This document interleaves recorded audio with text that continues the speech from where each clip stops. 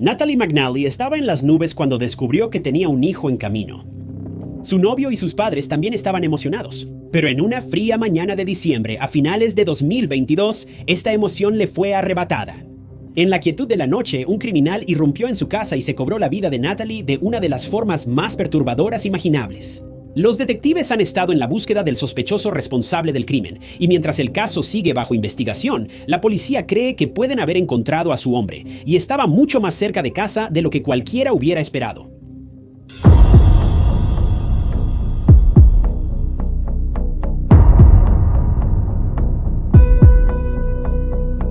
Natalie McNally era, en todos los sentidos, una joven feliz e independiente. Ella creció en Lurgan, Irlanda del Norte. Junto a sus 3 hermanos, Natalie tuvo una infancia bastante típica, creciendo en una gran comunidad rodeada de familiares que la cuidaban. Lurgan, aunque no muy conocida, está a solo 18 millas de Belfast, por lo que casi todo lo necesario o deseado está a una distancia accesible en coche. Con una población de alrededor de 28,000 personas, sería difícil describir a Lurgan como un pueblo pequeño, pero la comunidad era muy fuerte y muy unida. Muchos en la zona lo describen como un lugar donde nadie se molesta en cerrar sus puertas con llave, ya que el crimen no suele ser un problema. Ha sido el lugar perfecto para criar una familia durante décadas, y probablemente por eso la población de Lurgan sigue creciendo cada año. A Natalie McNally le fascinaba este sitio. Tenía incontables amigos confiables, pero sobre todo tenía familia. Aunque estaba muy unida a sus amigos del trabajo y de la escuela, estaba más unida a su madre. Las dos lo hacían todo juntas: compras, manualidades, tareas del hogar y eventos locales. Aunque pueda parecer extraño, Natalie y su madre eran las mejores amigas. A pesar de su cercanía con su madre, Natalie era ferozmente independiente según su mamá. Aunque siempre pasaba tiempo con su madre, dejó claro que no necesitaba ayuda ni esperaba nada de nadie. Ella era independiente y vivía su vida a su manera. Según sus amigos, Natalie también era amante de los animales. Tenía muchos gatos en casa, pero estaba más apegada a River, su pastor alemán. Los dos eran inseparables y Natalie se dedicaba a darle a River la mejor vida posible. Para colmo, Natalie tenía una excelente relación con su novio Stephen. Los dos se veían más unidos que nunca y las cosas marchaban bien desde hacía tiempo. No se sabe con certeza si estaban comprometidos, pero de no estarlo, probablemente un compromiso era inminente. Los dos estaban más enamorados de lo que podrías imaginar y esperaban a su primer hijo en solo unos pocos meses. Pero desafortunadamente, antes de que pudieran comenzar su familia juntos, la tragedia golpearía la ciudad de Lurgan. Justo días antes de Navidad, el 18 de diciembre de 2022, Natalie, ahora con 15 semanas de embarazo, desapareció. Dejó de responder llamadas y mensajes, y nadie pudo contactarla. Cuando un amigo decidió revisar su casa para ver cómo estaba, se encontró con una escena del crimen como nada que pudieras imaginar. Traumático es la única manera en que puedo describir esta escena del crimen en palabras. Desesperado y emocional son otras 2 palabras que vienen a la mente al describir esta violencia horrorosa que se mostró hacia Natalie en sus últimos momentos en esta tierra. Los padres de Natalie dicen que en las semanas previas a su fallecimiento, Natalie estaba más feliz que nunca. Tenía solo 32 años y sabía que tenía el mundo en la palma de su mano. Estaba emocionada por ser madre pronto y no quería nada más en su vida que ser mamá. Pero alguien le quitó esa alegría y no dejó nada más que un rastro de destrucción. No sabemos cuál de los amigos de Natalie se topó con esta escena del crimen, pero la policía fue llamada inmediatamente después. Los servicios de emergencia fueron llamados a la casa de Natalie alrededor de las 10 p.m. el 19 de diciembre. Según descubriríamos, el crimen ocurrió el día previo, pero Natalie no fue hallada hasta unas 24 horas más tarde. Al principio, los médicos esperaban salvar a Natalie, pero lamentablemente cancelaron todos los intentos de rescate en el lugar. Natalie se había ido. Cuando la policía revisó las imágenes de circuito cerrado de televisión de la zona que se grabaron la noche del crimen, notaron a un hombre de aspecto aterrador que actuaba de manera muy sospechosa. Caminó por la calle de Natalie cerca de las 8:52 de la noche. A las 9:30 se le vio salir de la calle viniendo desde la casa de Natalie. Lo mejor que puedo decir, no había imágenes de la casa real de Natalie, solo imágenes de las áreas circundantes. Pero las imágenes de la circuito cerrado de televisión bastaron para que la policía identificara a su primer sospechoso. Se rastreó a un sospechoso bastante rápido y fue arrestado al día siguiente. La policía perseguía el caso con urgencia, pero desafortunadamente el hombre tenía una coartada. El principal sospechoso fue liberado de la custodia policial el 20 de diciembre y los detectives anunciaron oficialmente que trataban el caso de Natalie como sospechoso. Al día siguiente, los investigadores revelaron más detalles sobre el estado de la escena del crimen, confirmando que ahora estaban clasificando el caso como una investigación de homicidio. Revelaron que el cuerpo de Natalie estaba cubierto de heridas. Fue brutalmente golpeada, quedando irreconocible para su familia. Se hallaron múltiples heridas consistentes con un cuchillo, incluyendo numerosas heridas defensivas. Parecía que Natalie había luchado contra su atacante y no iba a caer sin pelear. Según un informe, Natalie estaba tan mal golpeada que tenía múltiples huesos rotos en su cara. Otro informe detalló que su cuello también había sido roto, pero se desconoce cómo sucedió. No considero necesario compartir públicamente esta información. No cambia lo que sucedió y cuán insensible actuó este criminal hacia Natalie. Para el 22 de diciembre, la policía había arrestado a otro hombre y reveló que encontraron otras piezas de material de video de circuito cerrado de televisión. En este video se observa a un hombre abandonando la escena del crimen con una bolsa. Lamentablemente, el sospechoso fue puesto en libertad bajo fianza. La policía no reveló su nombre en este punto de la investigación, pero parece que los detectives tenían una cantidad significativa de pruebas en su contra, pero no lo suficiente para asegurar una condena. La única información que se reveló en este punto fue que el sospechoso tenía 32 años, y esta revelación ciertamente comenzó a llamar la atención. Después de un periodo de estancamiento, el 5 de enero 2023, los investigadores anunciaron que habían localizado el arma con la que se le quitó la vida a Natalie. Pero aquí es donde las cosas empeoran mucho más. Explicaron que tenían razones para creer que Natalie conocía a su atacante de primera mano. Explicaron que no había señales de entrada forzada y creían que Natalie dejó entrar a esta persona a su casa voluntariamente. Pero para colmo, la policía explicó que se cuestionaban si este había sido un ataque dirigido o si había sido completamente aleatorio. Debido a esto, emitieron una advertencia a todas las mujeres de la zona local de que existía una seria posibilidad de que el sospechoso también pudiera ser un peligro para otras mujeres, diciéndole a los locales que se aseguraran de que sus puertas estuvieran cerradas a todas horas del día y que nunca estuvieran solas en público. Para el 13 de enero, la policía arrestó a otro hombre al que creían que podría haber estado conectado con el delito, pero él también fue liberado al día siguiente bajo fianza. En este punto, el caso llegó a otro punto muerto por aproximadamente 2 semanas. Sin más información para continuar y sin evidencia que vincule a nadie con la escena del crimen, la policía apeló al público para obtener asistencia. Revisaron las imágenes de circuito cerrado de televisión previamente publicadas e imploraron a cualquier persona del público que se presentara si sentían que podrían haber visto o escuchado algo en la noche del crimen. Pero nadie apareció.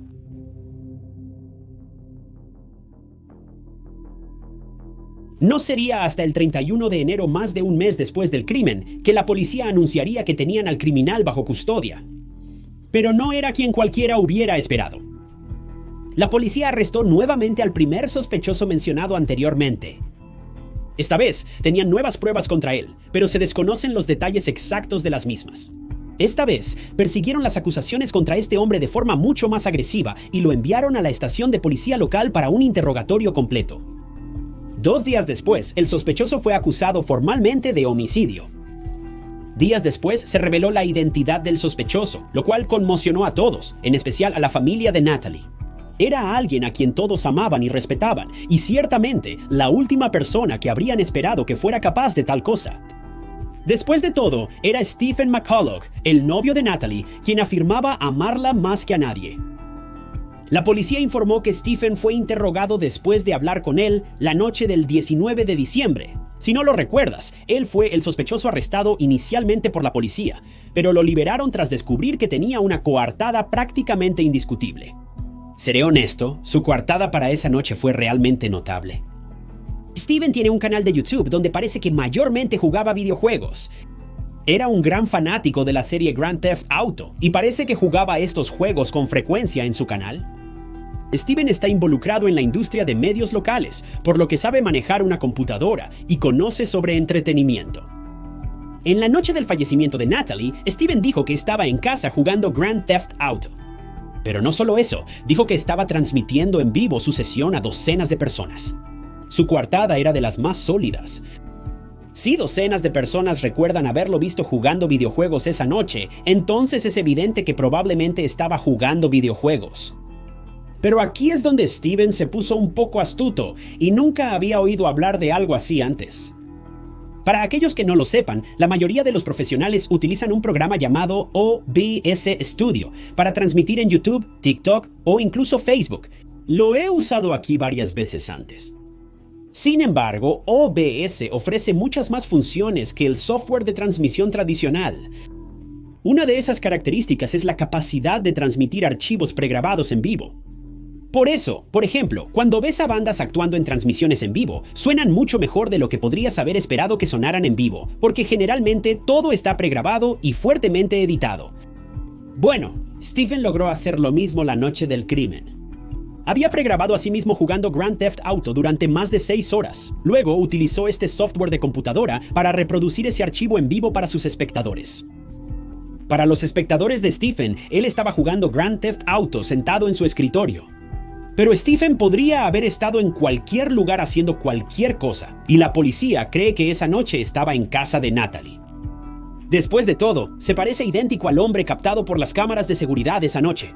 Si esto ya no suena lo suficientemente loco, está a punto de volverse aún más extraño, porque la policía dice que su equipo de expertos en informática analizó su transmisión en vivo de esa noche y demostró que, sin lugar a dudas, había sido pregrabada.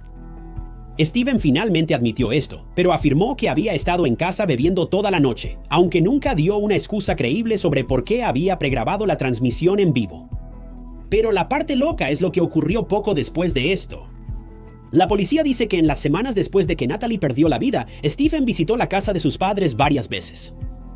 En una de estas visitas, Stephen salió de la casa pero regresó unos 45 minutos después, diciendo que había olvidado su celular.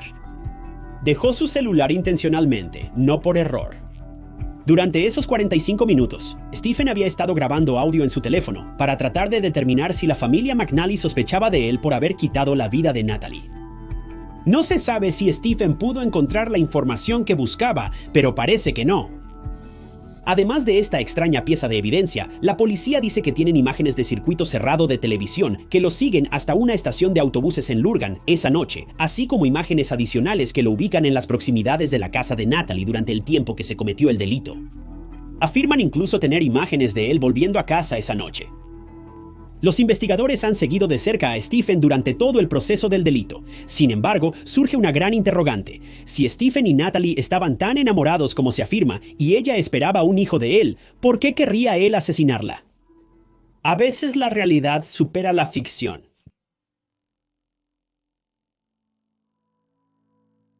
Los celos son un poderoso motivador. Para Stephen, esto era especialmente cierto. Tenga en cuenta que este caso está actualmente en curso, y solo hay tanta información y evidencia en la que podemos basarnos por ahora.